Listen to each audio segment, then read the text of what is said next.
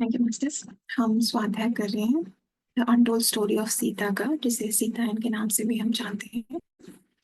और इस किताब में हम माता सीता की कहानी सुन रहे हैं। जो इसकी ऑथर है देना मेरियम, वो क्रिया योग की साधक है और काफी वर्षों से क्रिया योग की साधना कर रही है। उन्होंने अपनी वो यूएस में रहती है और उन्होंने अपनी एक इंडिया ट्रिप के दौरान उन्हें विजन आने शुरू हुए उनकी पास्ट लाइफ के। और फिर उन्होंने अपनी पास्ट लाइफ में जाके ये बुक लिखी है। तो ये सीता, माता सीता और श्री राम की वो कहानी है, या बोल सकते हैं कि वो सारे फैक्ट्स हैं जो हम हमें कहीं और नहीं मिलेंगे। हमारे ग्रंथों में तो बहुत सिंपल, बहुत इंटरेस्टिंग हमारी जर्नी चल रही है। आज हम लास्ट पार्ट में हमने देखा था कि अभी माँ जो है वो प्रेग्नेंट है लव और कुश के साथ, और वो सोमा के साथ जंगल में चली जाती है। उसके पीछे का कारण हमने देखा था, ऋषि भृगु का जो श्राप था नारायण और नारायणी के लिए, मतलब श्री राम और माता सीता के लिए। उसकी वजह से ये घटना अभी घट रही है। तो आगे देखते हैं वन में जाने के बाद उनके साथ क्या होता है। तो जैसे ही वो लोग वन में जाते हैं, सबसे पहले जो उनसे मिलने के लिए आते हैं वो होती है श्री राम की बड़ी बहन, जिनका नाम शांता है।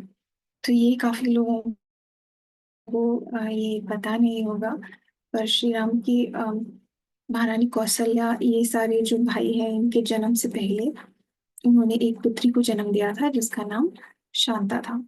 वो श्री राम की बड़ी बहन है। वो सबसे पहले माता उनसे सिर्फ एक ही बार मिली है उनके विवाह के बाद। और उसके बाद राम शांता के जन्म के बाद राम और उनके भाइयों का जन्म होता है।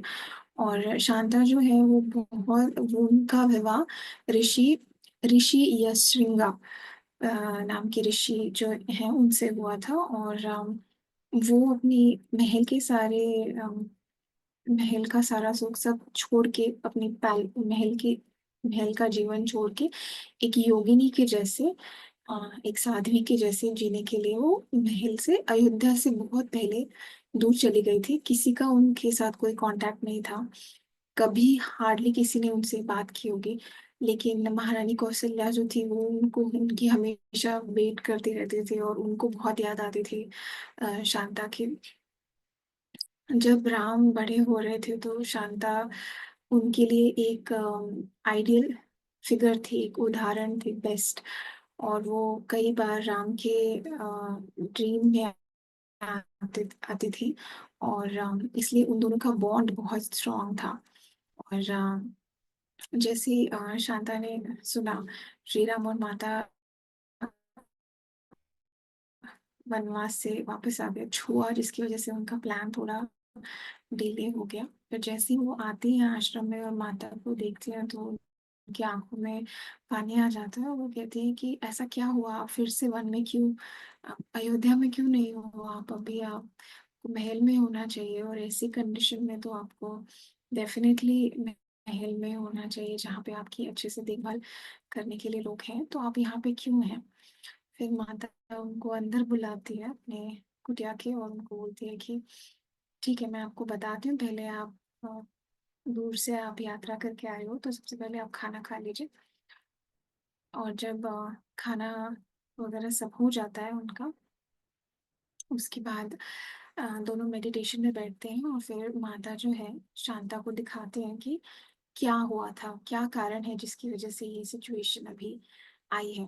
तो शांता, उनको समझ में आ जाता है रीजन इसके पीछे का, और वो बोलते हैं कि तुमने भी उस श्राप को अपने ऊपर ले लिया। तो माता कहती है हाँ। और माता कहती है आपने भी तो अपने पति के साथ रहने के लिए महलों के सारे कंफर्ट्स छोड़ दिए। तो ये सिर्फ यही रीजन नहीं है, और भी बहुत सारे रीजन है। मैं अपने बच्चों को स्वतंत्रता के साथ जंगल में, वन में बड़ा करना चाहती हूँ। पैलेस महल में तो वो पूरी जिंदगी रहेंगी, पर उनकी जो शुरुआत की जो ट्रेनिंग है वो मुझे यहाँ पे करनी है। उन्हें विनम्रता और सेवा भाव और अपने आसपास जो नेचर है उसके लिए प्रेम उनके अंदर होना चाहिए, और ये करने का जो टाइम है वो अभी परफेक्ट टाइम है, इसीलिए मुझे यहाँ पे आना पड़ा। और उसके बाद वो कहती है कि तुम्हारे शांता कहती है कि तुम्हारे जो ये बलिदान है सीता, वो पूरी दुनिया को कितना बेनिफिट कर रहे हैं, कितना फायदा हो रहा है उसका। फिर माता कहती हैं कि हाँ, लेकिन माता कहती हैं कि आपके जैसा, वो शांता को बोल रही हैं कि आपके जैसा कोई भी नहीं है। राम जो है किसी और की रिस्पेक्ट नहीं करते जितना आपकी रिस्पेक्ट करते हैं। वो जब अपने भाइयों के बारे में बोलते हैं तो उनकी आवाज में एक प्रेम, एक अपनापन ऐसे होता है, पर जब आपके बारे में वो बात करते हैं तो उनकी एकदम उनका टोन चेंज हो जाता है, वो इतनी रिस्पेक्टफुली आपके बारे में बात करते हैं। तो उन्होंने ये भी बताया माता को कि जो 14 साल वो लोग वन में गए थे, वनवास पे थे, तब आपने ही उनको उनके लिए वो रास्ता बनाया था। और अब आपके एफर्ट्स, आपने इतनी मेहनत की। जब भी कोई डिफिकल्ट, कुछ भी मुश्किल आती थी तो कभी कभी हमें बिना खाने या बिना किसी छत के रहना पड़ता था, तो आपके बारे में वो सोचते थे। और ये वो कभी कभी माता को देख के ऐसे बोलते थे कि तुम्हें देख कर मुझे शांता की याद आती है। तो माता कह रही है ये मेरे लिए सबसे बड़ा कॉम्प्लीमेंट है। उसके बाद श्री राम, माता ये भी बोल रही है उनको कि उनके और उनके भाइयों के द्वारा जो किया गया काम है वो तो सारी दुनिया को पता चलेगा, लेकिन आपने जो किया है, और आपने जितना सेक्रीफाइस किया है, आपने जितना पीछे काम किया है, जिससे इस दुनिया को इतना फायदा हुआ, इसके बारे में किसी को कुछ नहीं पता चलेगा। लेकिन यही बात शांता भी जो है वो माँ को बोलती है, और बोलती है कि वो बचपन से मेरे ड्रीम में आते थे, और इसकी वजह से ड्रीम के थ्रू ही उनको पता चला कि उनकी बड़ी बहन है।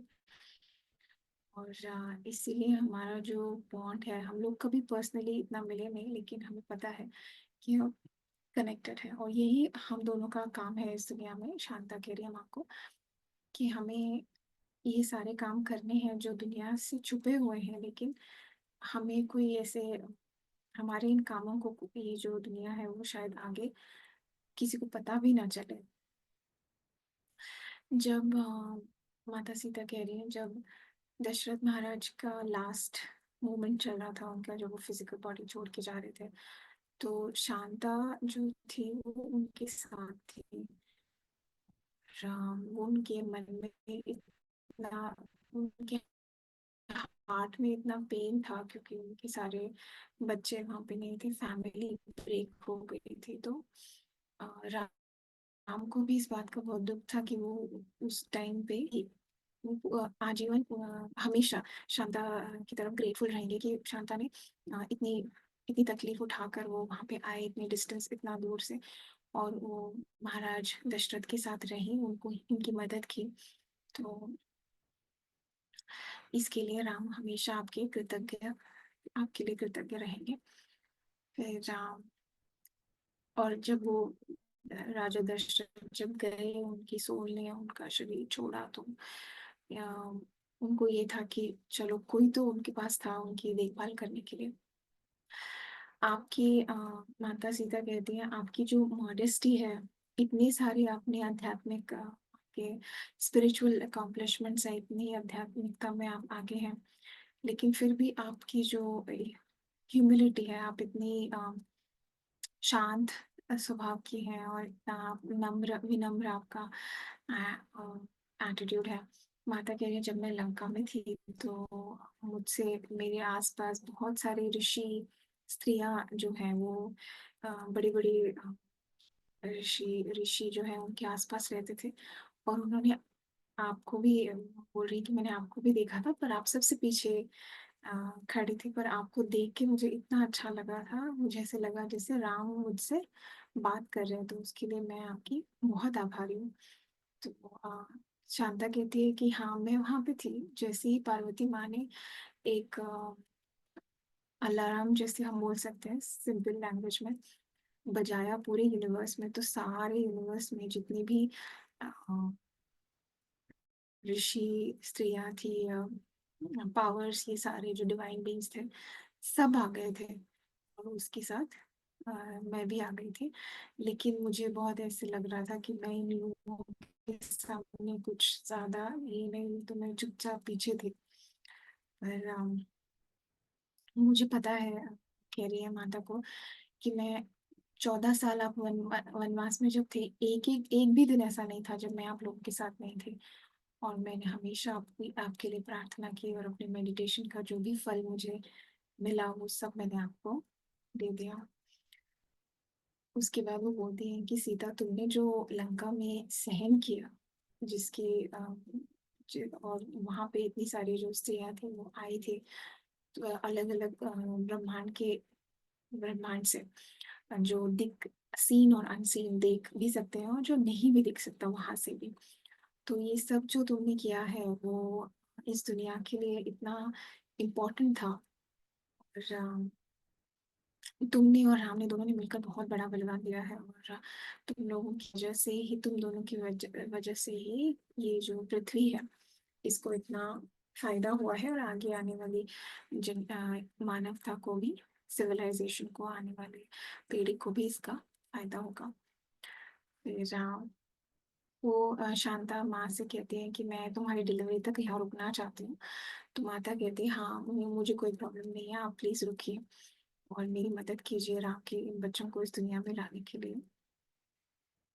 तो शांता वहाँ पे रुकी रही। उसके बाद जो सबसे पहले जब लव और कुश का जन्म हुआ, तो उन्होंने ही उनको अपने हाथ में लिया। उसके बाद माता और शांता जो है वो बहुत ज़्यादा एक साथ ऐसे बैठ के मेडिटेशन करती थी, बहुत सारे आध्यात्मिक विषयों पर बात करती थी। फिर या थोड़ी दिनों के बाद माता की जो बहन है उर्मिला, वो आई अयोध्या से। और फिर शांता को लगा कि अभी मुझे यहाँ से जाना चाहिए, तो वो निकलने की तैयारी में जुट गई। और फिर जब वो जा रही थी, तो माता ने उनको कहा कि मेरे पास शब्द नहीं है आपको ये बताने के लिए कि मैं खुद को कितना ब्लेस समझती हूँ, धन्य समझती हूँ कि आप मेरी बहन है, मेरी फ्रेंड है। फिर शांता ने बोला कि इस दुनिया इस दुनिया में आकर एक्चुअली आपने इस पूरी पृथ्वी को अपना आशीर्वाद दिया है, तो और एक दिन ये दुनिया आपके बारे में जरूर जानेगी कि आप कौन हो। और उसके बाद धीरे धीरे करके वो अ, चली गई, एक अपनी उन्होंने यात्रा शुरू कर दी वापस अपने घर जाने की। और उसके बाद उस दिन लेट नाइट में सोमा कह रही है, माँ ने बोला उनको, सोमा को, कि इस दुनिया को याद भी नहीं रहेगा शांता के बारे में, लेकिन उनके भाइयों ने जो किया है वो सब लोगों को पता होगा, उनके बारे में उनका नाम होगा। लेकिन फिर भी मैं हमेशा उसे याद रखूंगी। और जो उसने आध्यात्मिक ज्ञान इस फैमिली में लाया है, वो आगे जाकर फ्यूचर में बहुत सारी ब्लेसिंग्स देगा इस फैमिली को। तो सोमा कहती है माँ को, लेकिन वो अकेले इतनी दूर कैसे ट्रैवल करेंगे। तो माँ कहती है कि वो राम की बड़ी बहन है, उनके पास बहुत सारे मिस्टिकल पावर्स हैं, उनके लिए कोई बड़ी बात नहीं है इतने दूर ट्रैवल करना। उसके थोड़े दिनों के बाद फिर श्री राम भी आते हैं बच्चों से मिलने के लिए, और इतना ज़्यादा प्रेम और आनंद भर जाता है पूरे वातावरण में, पूरे दुनिया में, वो यूनिवर्स में पूरा एक वो प्रेम फील होने लगता है। फिर आगे जाके वो लोग थोड़े दिन राम जो है वो वहाँ पे बच्चों के साथ रहते हैं। और थोड़ा टाइम वो स्पेंड करते हैं अपने आसपास। माँ को सोमा कह रही है कि वो देख सकते थे कि माँ को कितना दुख हो रहा था, क्योंकि वो श्री राम की सेवा नहीं कर पा रही थी, उनके लिए खाना नहीं बना पा रही थी। और वो हमेशा कुछ भी राज्य में, अयोध्या में चल रहा है उसके बारे में डिस्कस करते थे, तो वो सब अभी हो नहीं पा रहा है ये अलग अलग रहने की वजह से।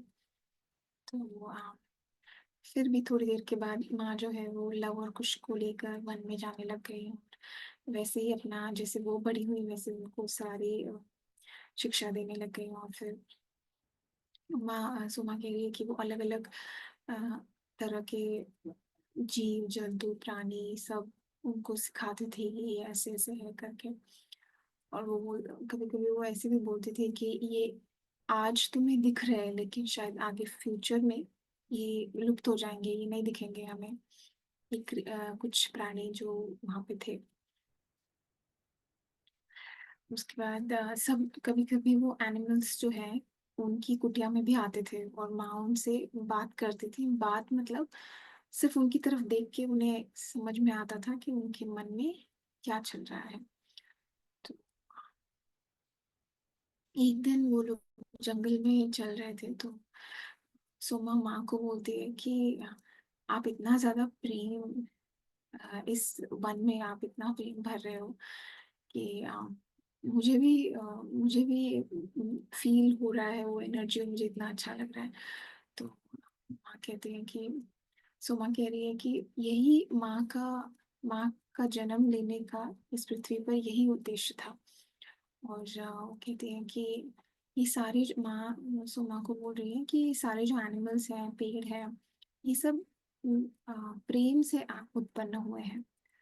तो जब हम आगे जाके मानवता जब ये भूल जाएगी और वो पूरा अपना कनेक्शन तोड़ देगी नेचर से, तो ये जो प्रेम का बहाव है, फ्लो है, वो भी रुक जाएगा। और ये मैं नहीं होने देना चाहती, इसलिए जितना हो सके इस दुनिया में मैं प्रेम भर के जाना चाहती हूँ। और इसीलिए ये पूरा जो इंसिडेंट अभी चल रहा है, माँ जो वन में रह रही है, ये होना भी जरूरी था। तो माँ सुमा कहती है माँ को कि मुझे हमेशा आपके साथ रहना है, आप कहीं भी रहे, महल में, वन में, कहीं भी। माँ उसकी तरफ देख के स्माइल करती हुई बोलती है, तुम हमेशा से मेरे साथ ही हो। और ये सुनकर सुमा को बहुत अच्छा लगता है। उसके बाद आगे जाके माँ और एक्सप्लेन करती है उसको कि जो रावण और श्री राम में जो युद्ध हुआ उसकी वजह से वसुंधरा माँ को बहुत नुकसान उठाना पड़ा, और अभी भी वो हील हो रही है। वेपन्स थे काफी सारे ऐसे शस्त्र थे जो राम को यूज करने पड़े, जिससे नेचर का बहुत नुकसान हुआ। तो उसकी वजह से माँ को यहाँ पे आके अभी वसुंधरा माँ को वो जितना हील कर सकते हैं उतना वो हील करने की कोशिश कर रही हैं। जो डैमेज हुआ है, ऐसे युद्ध में हमेशा डैमेज होता है, और वो आगे जाके फ्यूचर में दिखेगा माँ के लिए। तो वो अपनी तरफ से पूरी कोशिश कर रहे हैं कि वो वसुंधरा माँ को जितनी जल्दी हो सके हील कर सके। तो यहाँ पे हम रुकते हैं मास्टर्स। आगे हम देखेंगे और क्या होता है लव और कुश के साथ, और माता सीता और श्री राम के साथ। थैंक